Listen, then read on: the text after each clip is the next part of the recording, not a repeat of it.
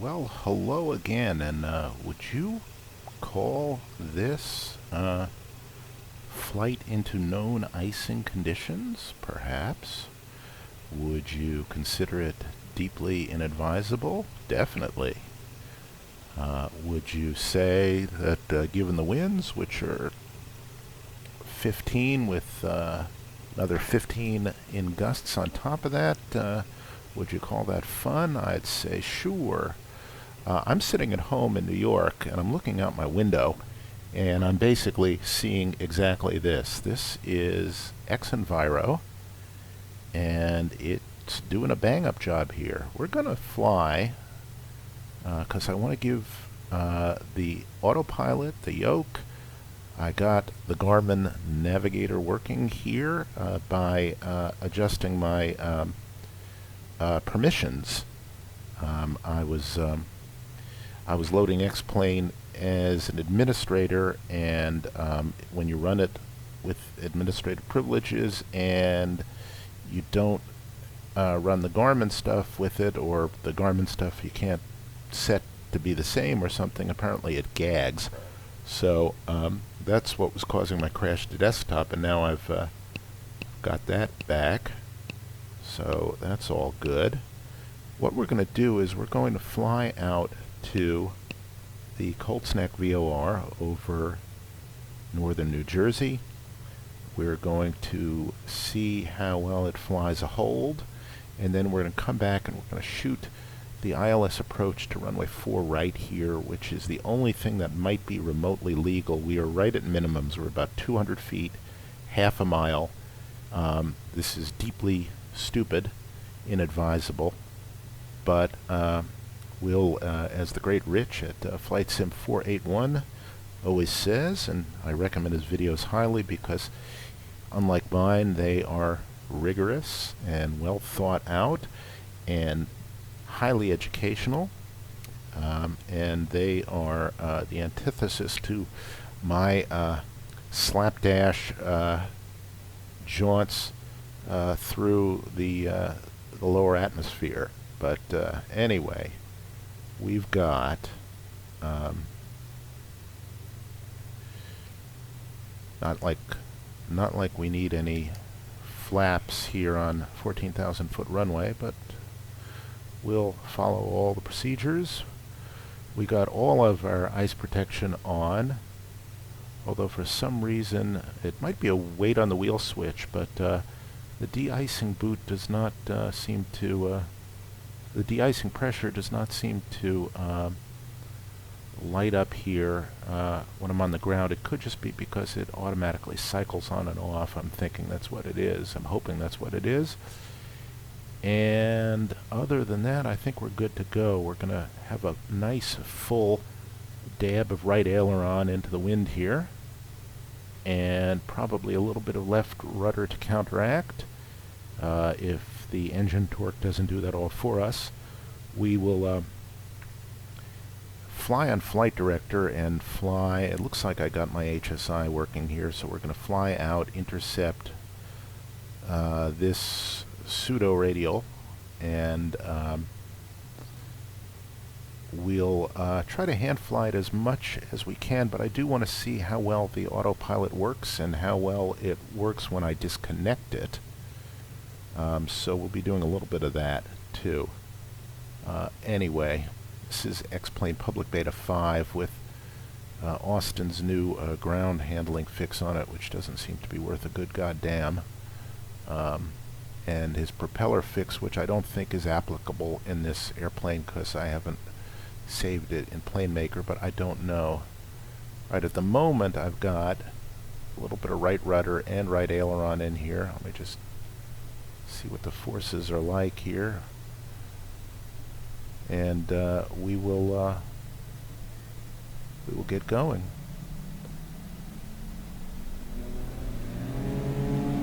All right, that's a little bit squirrely.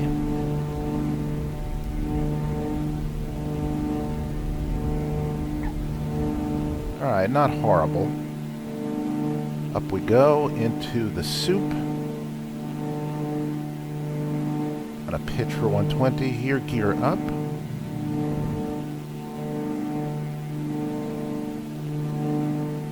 our flaps up in 1 second. Okay, so I'm holding 120, following the flight director, more or less. Bring our flaps up. That'll bring the nose down, and it does.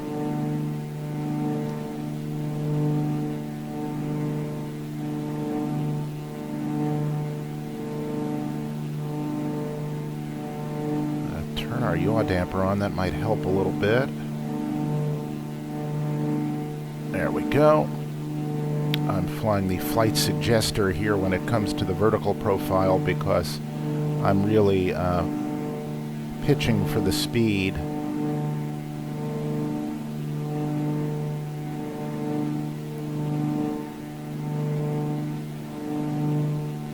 There we go. Not sure why my vertical guidance is off, but...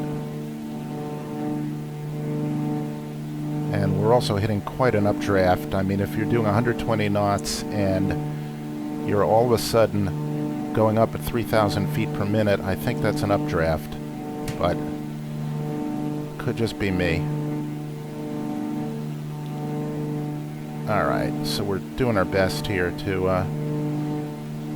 hold it together as we, get bounced around a little bit. Just going to come back a little bit to a saner climb power. And we're 800 feet away, and a little downdraft.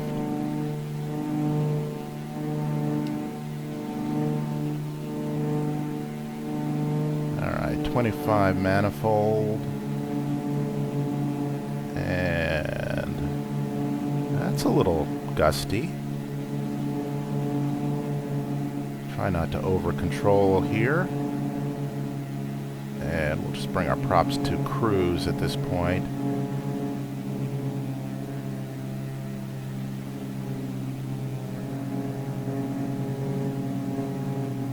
Get them evened out. There we go.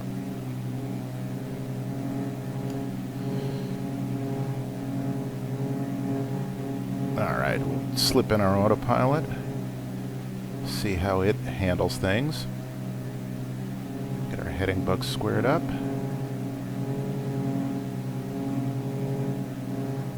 Boy, that is a little bit nerve-wracking. Let's see where we are. Well, we're doing the right thing here. So there is our initial fix. We are not level at 5,500. Looks like we're level at 5,800. Alright. Well, let's come on down.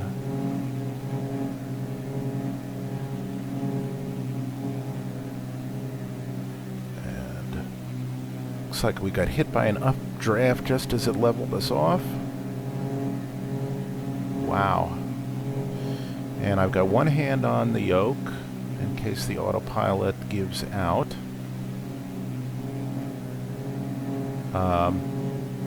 See if it acquires altitude this time. There we go, 50. You know what? I'm losing my goddamn mind. I'm really losing my mind. We are not at 5,500 feet, of course. We are at 4,500 feet, of course. I'm an idiot. Oh, am I an idiot. Let's go up, please. There we go. Thank you. Moron. I'm wondering why we're not above the clouds at this point. And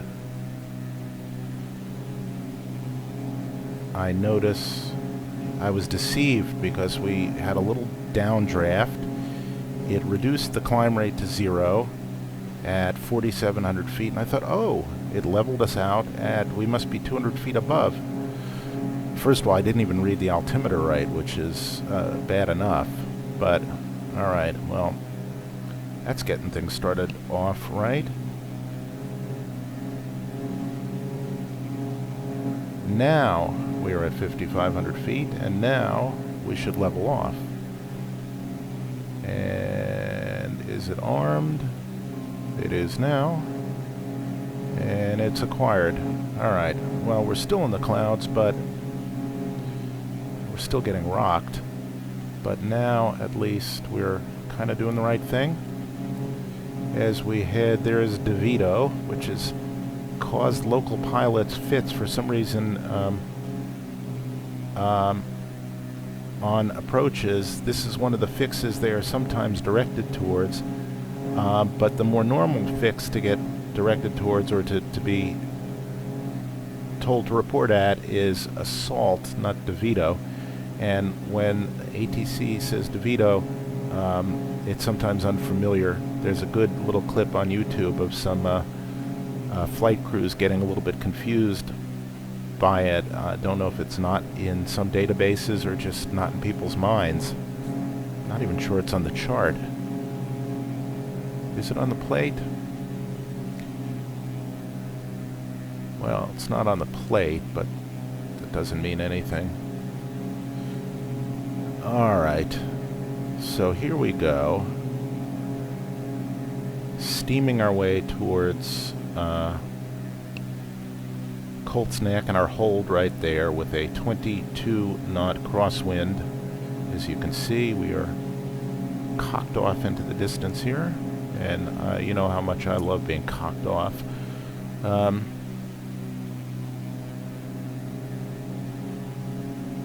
And otherwise, we're relatively fat and happy. Let's just check our config. And now our boots are booting and they're cycling, so that's good. At this point, though, we're probably, well, I don't know if we're above the ice. I don't know. You know what? I don't even want to risk it.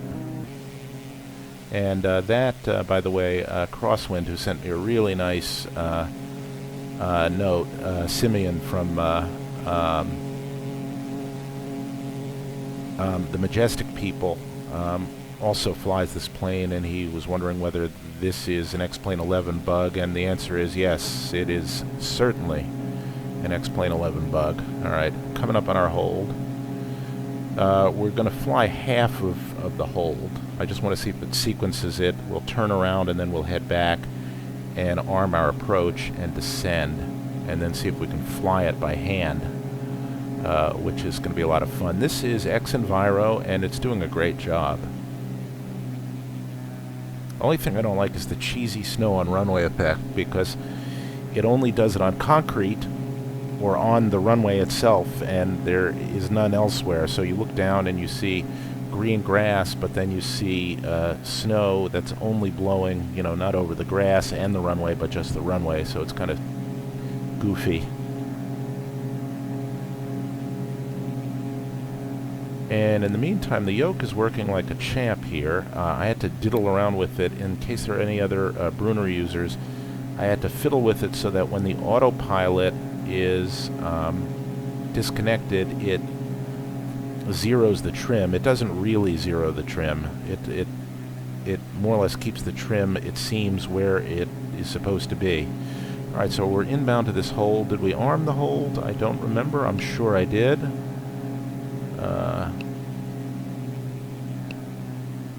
Let's see. Did I? I'm sure I did. I bet you I did. I'm just gonna let it enter the hold. It'll probably enter the hold as soon as we hit the fix, as it should. And with a left turn, it is a direct entry, which is always nice. And I believe it is entering the hold. How do you like that? All right. Let's see if the hold becomes active. I think the dotted arrows means that it is loaded. And when we hit that fix in 3, 2, 1, there we go. It is active. Alright, so we'll come around the hold and then we will head towards our approach fix. Other thing we'll do is we'll get a sort of sane and sensible altitude. You have to be 2,500 to 2,000 or above at Zettel. I don't really want to be too low. 2,500 is fine.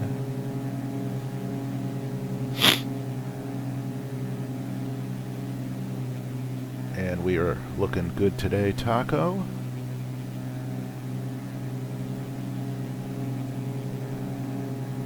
We're going to descend fully configured on the glide slope at about 15 pounds of manifold pressure, 100 knots, and everything else gear out and everything else out. So let us, wow, look at how it's correcting for the wind here. Look at that, that's very nice.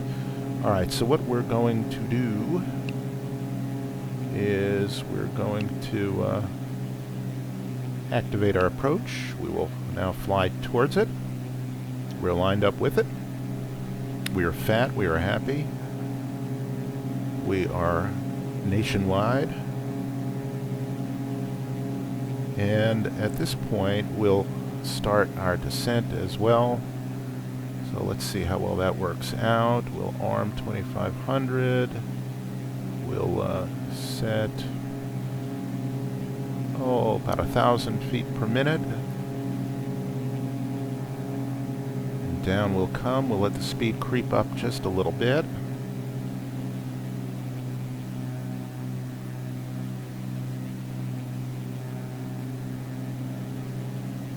Come off the power. I'm going to come off to about 20, which when we level off will allow us to slow to our gear and flap speed if we so desire, but it'll also be a nice right here 152 will be reasonably comfy for ATC. So we're not slowing down too much ahead of faster traffic. So we're going to do them a little favor. We'll keep our speed up a good chunk of the way. Let's see where we are. Okay. I've got Zettel in 12 miles, or Zetal, I never remember. Who remembers these things? Come on. Alright, we've got our localizer tuned in there. I want to also backstop it here so I can also get a look at it coming in before we switch over. And that is good. 045 is the inbound course. That is good. Alright, we are looking pretty fine. Gonna keep my ice protection, all of it on. My lights are on. Everything is good. Got enough fuel. We will not fly the missed approach here. We will fly it right down to the numbers if need be, because we are stupid. Alright. About 700 away. Little hole in the clouds. I'll try to read the altimeter correctly this time, perhaps.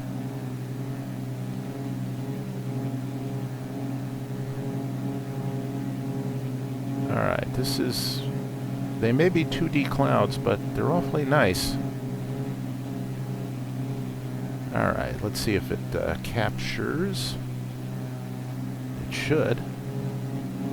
We're out over the water now. Alright, 2,500, and it is capturing. That's good. Now watch, we're going to slow. And you'll also notice here, not there, you'll notice here that we're starting to, you see where the extended center line is? We're starting to come in on our localizer, and we're below the glide slope, and that's good too. It's going to slow us down a bit more.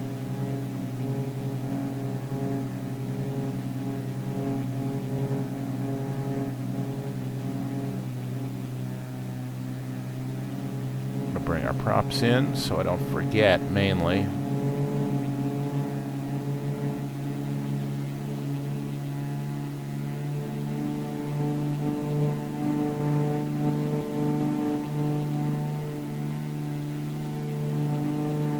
Try to keep them adjusted. So we're right at our gear speed if we need it, and we're about to turn and meet the localizer.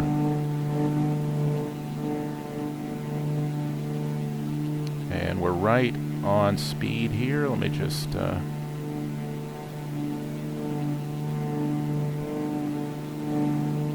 keep the speed up a little bit. We've been asked to, so we will.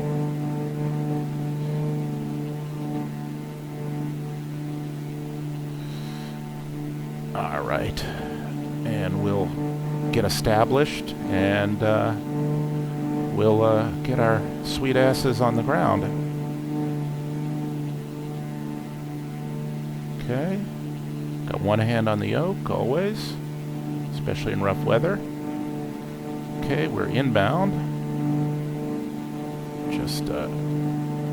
Just there we go. We're on localizer. Alright, switch over into approach mode here. And I'm going to fly the plane.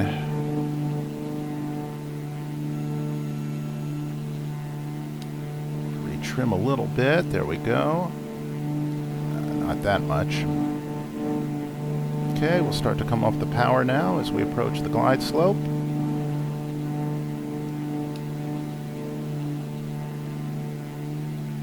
Try and maintain an even strain here as well, which won't be easy with these bumps. Okay, we'll go gear down. And one notch of flaps. We'll get our float and our speed will come down.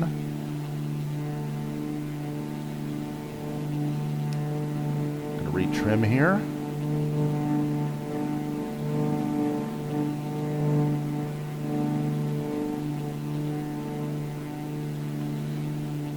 Again, we're keeping our speed a little bit high for ATC.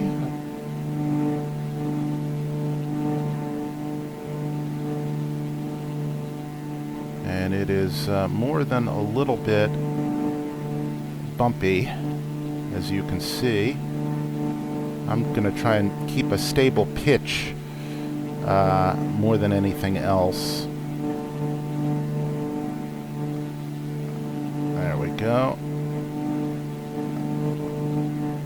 And I'm going to let everything else wander as it may. We'll get in our final notch of flaps here, so we'll just be fully configured now. And I'm doing a lot of paint stirring here, as you can see. But I'm trying to keep it in one piece.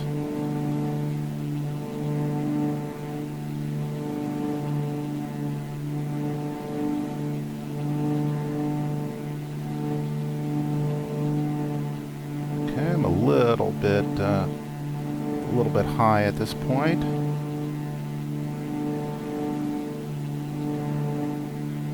We'll catch it right now. There we go. And we're in the snow. Wow. Now, since I was far enough out, I adjusted with pitch instead of with power, because I just find it easier to come back into stability from a minor divergence using pitch rather than power, but your mileage may vary. Alright, we're 1,200 feet. We're 5 miles out. We are on the localizer. We are on slightly below the glide slope. Okay. correcting there. Don't want to get too slow either. There we go. We're more or less on the money here. And I'm doing a lot of work. So I trim back a little bit. Get that trim a little bit working for me instead of against me. Okay, 1,000 feet. My center of my scan is my ADI. And I'm backing it up with my HSI. And then sprinkling in everything else as cross checks. My descent rate and my speed and altimeter. And glancing down 3.8 miles away. Gear is down. We are fully configured. 700 feet and 3.6. That's reasonable.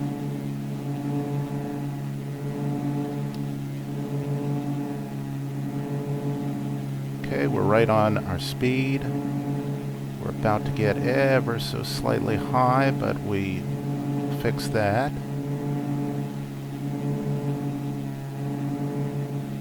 Okay. We'll see how well this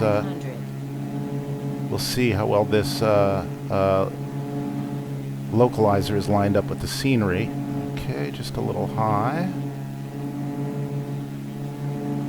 Correcting. There we go. That was a gust actually that did that to us. And there's another one. Holy crap.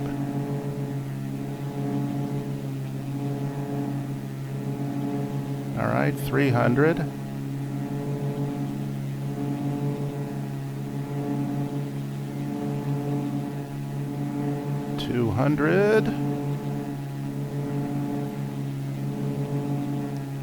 And there's the runway.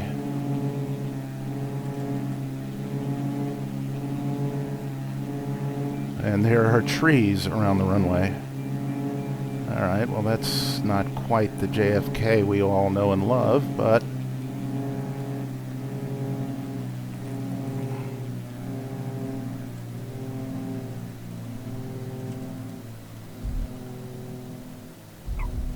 oh, that is quite a wind.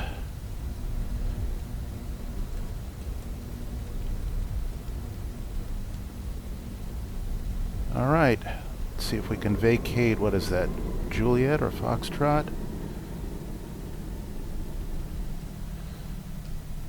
It is Foxtrot. All right, off at Fox. That was pretty slick. All right, well, nice to know you have it in you. And boy, when you can't even see, well, I guess that's a piece of terminal that just hove into view, as they say.